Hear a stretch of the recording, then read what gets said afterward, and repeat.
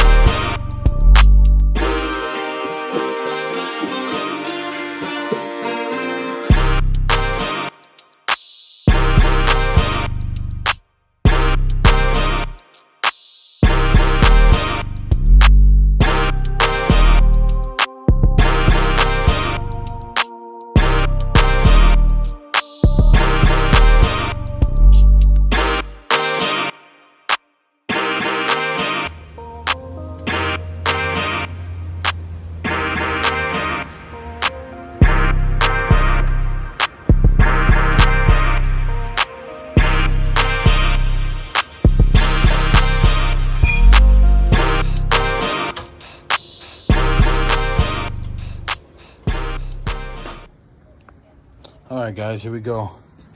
We got it all welded up. I started cleaning it up a little bit. I know it's not perfect. It is DIY, but nothing a coat of paint can't fix. And I'm very positive, and I trust my welds. And if not, then they break and we re-weld it. I guess, you know, that's the part of build it and it will wheel. That's all I've been told. But I do have to notch out 3 sections of the radiator skid plate, because if you look under here, there are supports right under here that are made for the bumper to hold the winch. See? So it fits tight. I do have to notch out about 1 inch of it. I don't believe that it's gonna mess with the structural integrity of this. I could be wrong, but with it being such a thick plate, you know, I don't think that it's really gonna hurt it. At the end of the day, I do believe most of the damage is gonna be here, but it's gonna pretty much at that point be mated to the bumper itself. So on that note, I'm gonna go ahead and start hacking away, and we'll see what it looks like once it's set in place.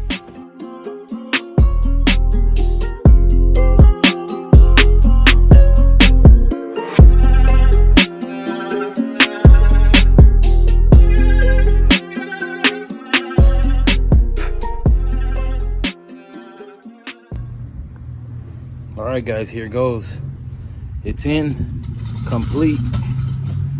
The WJ has a new bumper, and the radiator skid plate is in. It's notched. I don't know if you guys can tell. Goes ahead and covers the radiator quite nicely. I got the new fair lead on. I even bolted up. So the tricky thing is that before I could bolt any of this like legit, I had to first make these brackets for the hood latch. I figured those out so I'd have the best amount of clearance, so that way I could still run my synthetic rope. The thing with that is that before I could put these in, I had to put my new trans cooler in. Now it is zip tied because, as you see here, previously I went through not only the AC condenser but the radiator as well, and I don't want to have to keep doing that, so I just went ahead and wrapped this around. It's not going nowhere.